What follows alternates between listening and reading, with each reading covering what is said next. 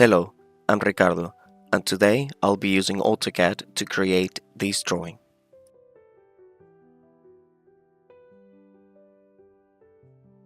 To do this, I will create a brand new drawing using the following template.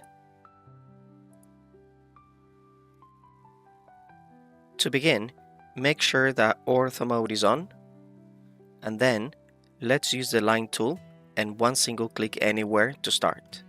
From there, move the cursor to the right, type 200, enter, then up 200, to the right 500, down 200, and to the right 200. For the next segment, we need to use coordinates, so we type 200, 400 and enter to continue.